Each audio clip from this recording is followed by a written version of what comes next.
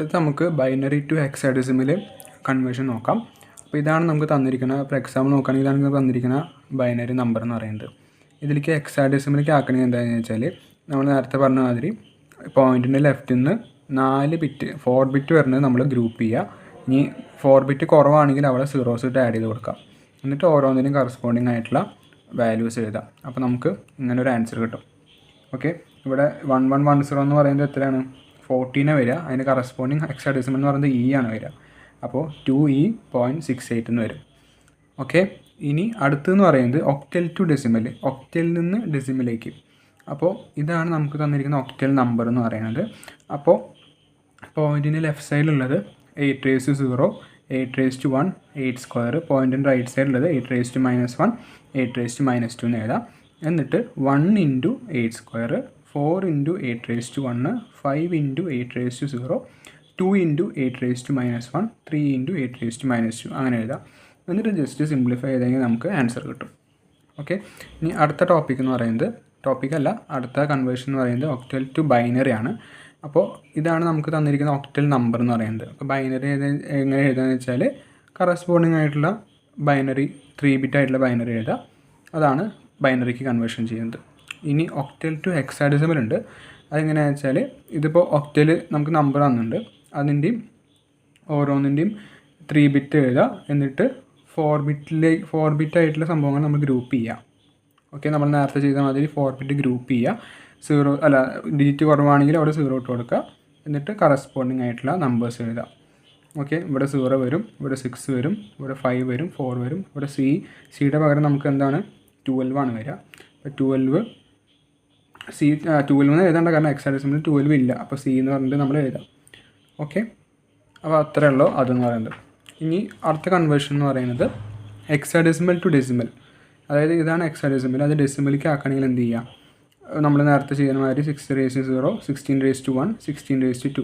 ഇവിടെ ആണെങ്കിൽ 16⁻−1, 1 × 16 square, a × 16⁻1, 5 × 16⁻0, 2 × 16⁻−1. അപ്പോൾ അങ്ങനെയാണ് അത്. എന്നിട്ട് അത് സിംപ്ലിഫൈ ചെയ്ത് കഴിഞ്ഞാൽ നമുക്ക് 421.125 എന്ന് കിട്ടും ഡെസിമലിൽ. ഇനി അടുത്തെന്ന് പറയുന്നത് ഹെക്സാഡെസിമലിൽ നിന്ന് ഒക്ടലിലേക്ക്. ഓക്കെ, ഇതാണ് ഹെക്സാഡെസിമൽ നമുക്ക് തന്നിരിക്കുന്ന നമ്പർ എന്ന് പറയുന്നത്. അതിൽ ഒക്ടലിലേക്ക് എങ്ങനെ ആക്കുകയെന്ന് വെച്ചാൽ കറസ്പോണ്ടിങ് 4 ബിറ്റ് എഴുതുക. എന്നിട്ട് 3 ബിറ്റ് നമ്മൾ ഗ്രൂപ്പ് ചെയ്യുക. ഹെക്സാഡെസിമലിൽ ഒക്ടലിക്കല്ല, ഒക്ടൽ എന്ന് പറയുമ്പോൾ അപ്പോൾ ഓർത്താൽ മതി. അതായത് ഹെക്സാഡെസിമൽ എന്ന് പറഞ്ഞു കഴിഞ്ഞാൽ അപ്പോൾ 4 ബിറ്റാണ് ഉദ്ദേശിക്കുന്നത്. അതുപോലെ തന്നെ ഒക്ടലിന് ഉദ്ദേശിക്കുന്നത് 3 ബിറ്റാണ്. അത് എപ്പോഴും ഓർത്ത് വയ്ക്കുക. അപ്പോൾ നമുക്ക് ഹെക്സാഡെസിമലിൽ നിന്ന് ഒക്ടലിലേക്കാണ്. അപ്പോൾ ആദ്യം ഇത് ഓരോന്നിൻ്റെയും എന്ത് എഴുതുക? 4 ബിറ്റ് എഴുതുക. എന്നിട്ട് 3 ബിറ്റായിട്ട് നമ്മൾ ഗ്രൂപ്പ് ചെയ്യുക. ഓക്കെ, അപ്പോൾ ആൻസർ 145.23 എന്ന് വരും. 0 പിന്നെ കൺസിഡർ ചെയ്യേണ്ട ആവശ്യമില്ല. 145.2 വരും. ഓക്കെ, അപ്പോൾ അത്രയാണ് നമ്മൾ കൺവേർഷൻസ് പഠിക്കേണ്ടത്. ഇനി അടുത്തെന്ന് പറയുന്നത് ഈ ബൈനറി തമ്മിലുള്ള അരിത്മാറ്റിക് ഓപ്പറേഷൻസ് ആണ്. അതായത് ബൈനറി അഡീഷൻ ഉണ്ട്, സബ്ട്രാക്ഷൻ ഉണ്ട്, മൾട്ടിപ്ലിക്കേഷനും ഉണ്ട്, ഡിവിഷനും ഉണ്ട്. അപ്പോൾ ബൈനറി അഡീഷനിൽ എങ്ങനെ വരിക? ഇപ്പോൾ 2 വേരിയബിൾ എയും ബിയും എന്ന് പറഞ്ഞിട്ട് 2 ഇതുണ്ട്. അതിൻ്റെ സമ്മ് 0 ആണെങ്കിൽ 0 വരും, സമ്മ് ക്യാരി 0. 0 1 ആണെങ്കിൽ സമ്മ് 1 ക്യാരി 0. 1 0 ആണെങ്കിൽ സമ്മ് 1 ക്യാരി 0. 1 1 ആണെങ്കിൽ സമ്മ് 0 ക്യാരി 1 അങ്ങനെ വരും. അതുമാതിരി തന്നെ സബ്ട്രാക്ഷൻ, ബൈനറി സബ്ട്രാക്ഷൻ അങ്ങനെ തന്നെ. അത് ഈ ടേബിൾ എന്തെങ്കിലും പഠിച്ച് വയ്ക്കുക. പിന്നെ ഓരോ എക്സാമ്പിൾസ്, അതായത് ഇങ്ങനൊരു എക്സാമ്പിൾ വന്നു കഴിഞ്ഞാൽ ഇത് തമ്മിൽ ആഡ് ചെയ്യാൻ പറഞ്ഞു കഴിഞ്ഞാൽ നമുക്ക് ആഡ് ചെയ്യാൻ അറിയണം. ഇത് നോക്കി 0 + 0 0 വരും, 1 + 0 1 വരും, 0 + 1 1 വരും. 1 + 1 എന്ന് പറയുമ്പോൾ 1 0 ആണ് വരിക. അപ്പോൾ 0 ഓക്കെ, 1 + 1 എന്ന് പറയുന്നത് 1 0.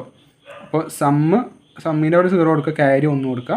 1 + 1 1 0 പിന്നെയും വരും, 0 വിട്ട് കൊടുക്കുക, 1 ഇവിടെ കൊടുക്കുക. ഇവിടെ 1 വരും, ഇവിടെ 0 വരും. അതുമാതിരി തന്നെ സബ്ട്രാക്ഷൻ അങ്ങനെ തന്നെ.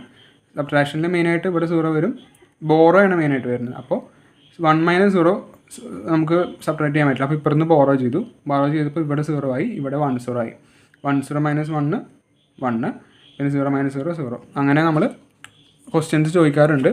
ഇങ്ങനെ ഓരോ ചില 2 ബൈനറി നമ്മുടെ അവർ തമ്മിൽ സബ്ട്രാക്ഷൻ ചെയ്യുക, മൾട്ടിപ്ലിക്കേഷൻ ചെയ്യാനൊക്കെ ചോദിക്കാറുണ്ട്. മൾട്ടിപ്ലിക്കേഷൻ ഭയങ്കര എളുപ്പമാണ്. നമ്മൾ സാധാരണ ചെയ്യുന്ന മൾട്ടിപ്ലിക്കേഷൻ വഴി 1 1 വരുമ്പോൾ മാത്രമാണ് ഔട്ട്പുട്ടിൽ 1 വരുള്ളൂ. അതിൻ്റെ എക്സാമ്പിൾ ജസ്റ്റ് നോക്കി വയ്ക്കുക.